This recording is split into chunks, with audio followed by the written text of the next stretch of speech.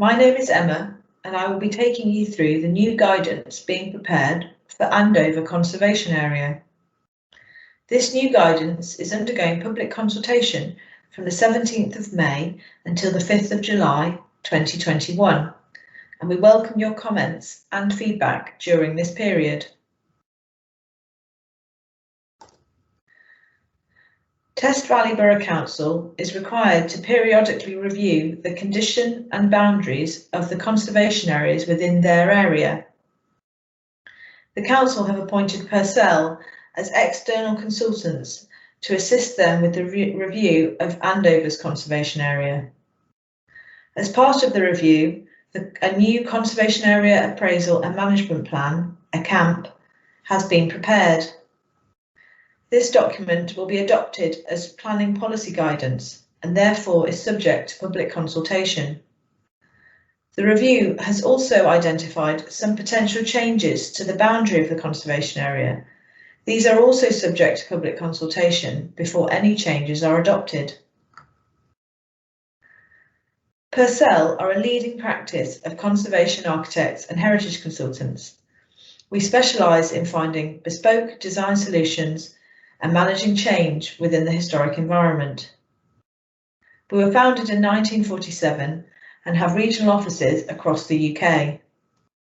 The team for the Andover Conservation Area Review is myself, Emma Bryant, and Brilliana Harley. Both Brilliana and I are experienced heritage consultants and have prepared camps for several other local authorities. So what is a conservation area? In the planning brackets, Listed Buildings and Conservation Areas Act 1990, a conservation area is defined as an area of special architectural or historic interest, the character or appearance of which it is desirable to preserve or enhance. The designation recognises the quality of a place as a whole, which comes from the combination of individual buildings, streets, green spaces, trees, and other features. Conservation areas are designated by local planning authorities and are a statutory designation. What is a CAMP? Councils have a duty under the 1990 Act to formulate and publish proposals for the preservation and enhancement of conservation areas. The normal format is a Conservation Area Appraisal and Management Plan. A CAMP usually contains a thorough analysis of the special character of the designated area, guidance and recommendations for its preservation and enhancement, a review of the boundary of the conservation area and setting out any changes, identification of the extra planning controls and considerations which apply to buildings in conservation areas, and to recommend as to whether further planning controls are necessary, such as Article 4 directions. So what have we done so far? We have undertaken a thorough review of the condition of the conservation area through on-site surveys in October and November 2020. We have developed an understanding of the evolution of Andover through desk-based research. We have undertaken early public consultation through a questionnaire and presentations to council members and stakeholders in February 2021, during which we gathered local opinion as to what is special about Andover and what the issues and opportunities facing the conservation area are. We have since prepared a new draft CAMP for Andover, which includes proposed changes to the boundary and management recommendations. At present, there is no appraisal for the conservation area, only a short and out-of-date leaflet. Following the public consultation, we will review all your responses and update the document and the proposed changes to the boundary as necessary. These will then be adopted by the Council's Planning Committee. So just a bit of information about the Andover Conservation Area. Andover's conservation area was designated in 1969, but there is no existing camp.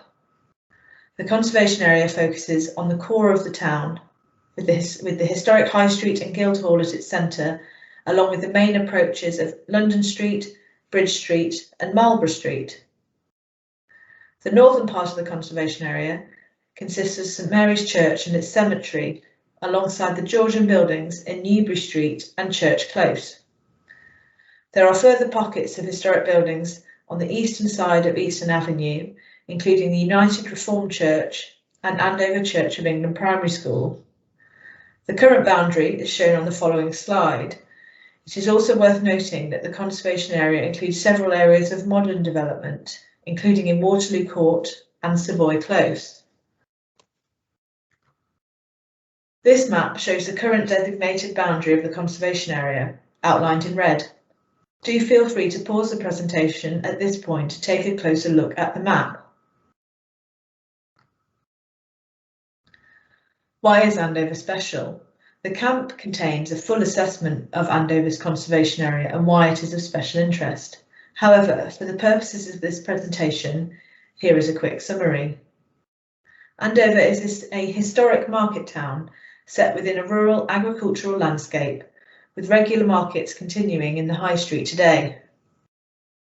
Its special interest derives from the traces of a former medieval core shown through surviving pattern of narrow streets and narrow building plots that remain at the centre. The town is also notable for its prevailing 18th and 19th century character, with buildings ranging from the Guildhall, coaching inns to Victorian residential terraces. Historic royal and religious associations also contribute to the town's special interest.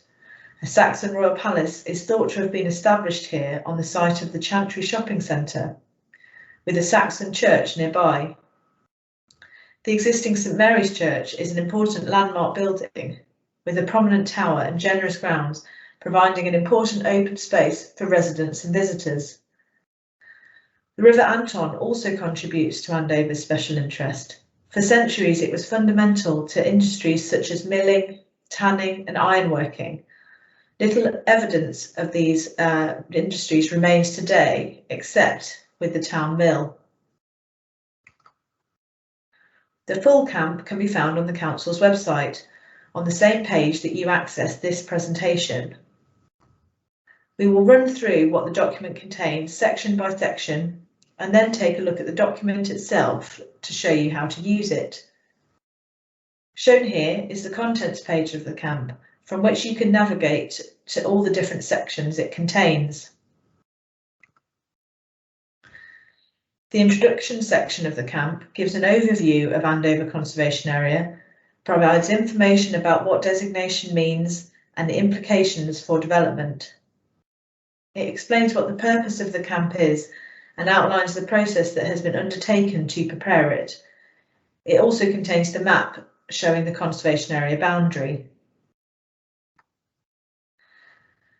This section provides a summary of what is significant about Andover in terms of its history, appearance, character and setting. It begins with a general statement, similar to that I described in this presentation, and then goes into greater detail. This section provides an analysis and assessment of the character and appearance of Andover Conservation Area and the way in which this contributes to its special interest. This is the longest section of the document, but is also the one which you will use to understand how a building or site contributes to the conservation area. The first part identifies and assesses the different character areas within the conservation area.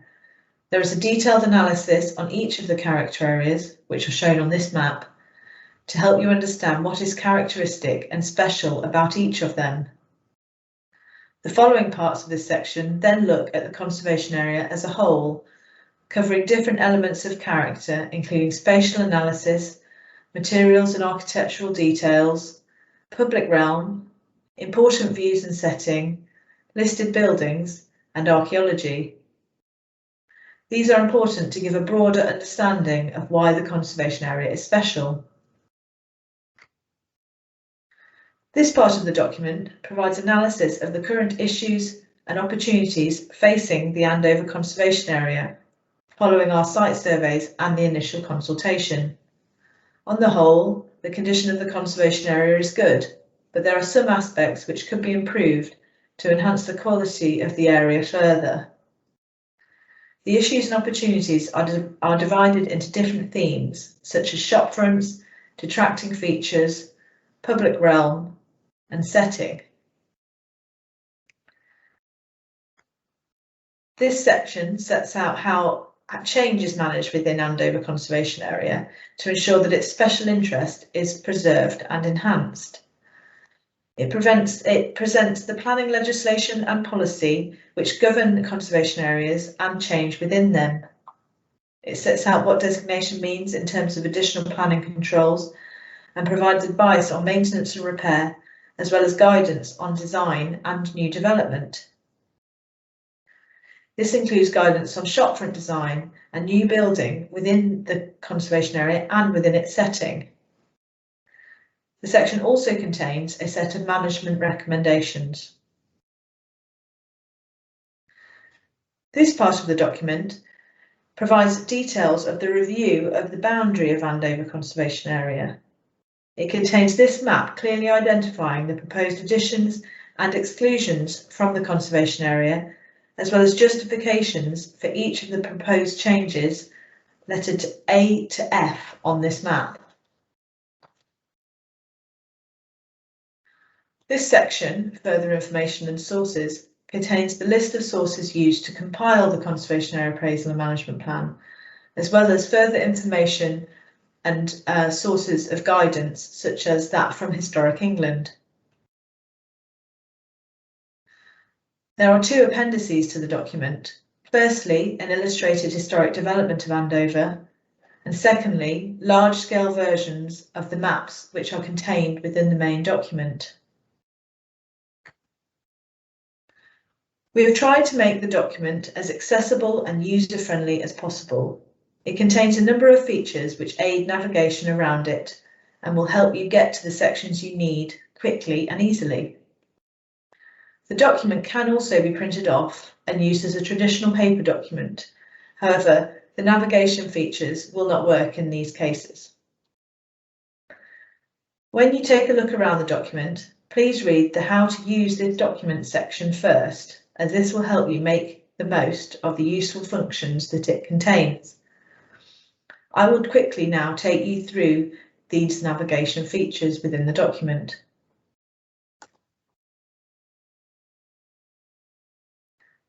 So this is the cover page of the document, and we will then move to the How to Use this document page. What I'm going to run through now is summarised on this page, so don't worry if you miss anything. It can all be found at the very beginning of the document itself.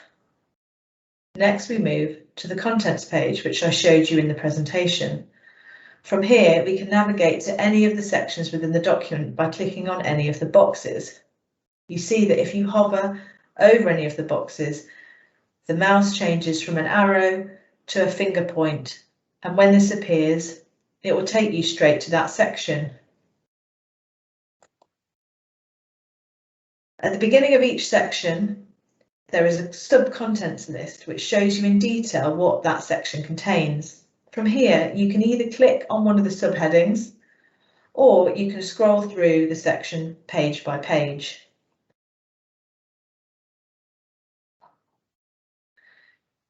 At any time, you can return to the contents page by clicking the icon at the top of the page.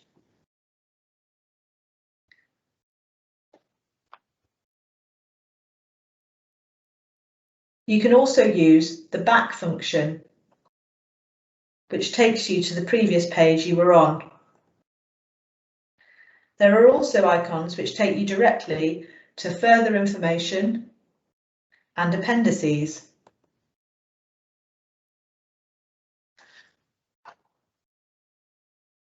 Away from the contents page, the sections of the document are listed at the top of every page. You can navigate to the beginning of each section in this way.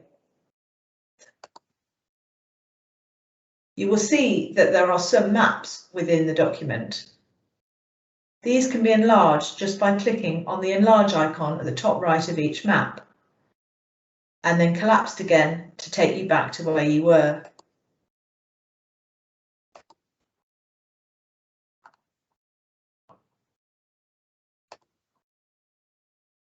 In the further information section, there are links to outside websites which contain further useful advice and guidance. You can click on any of these that are underlined in blue and be taken directly to the external website.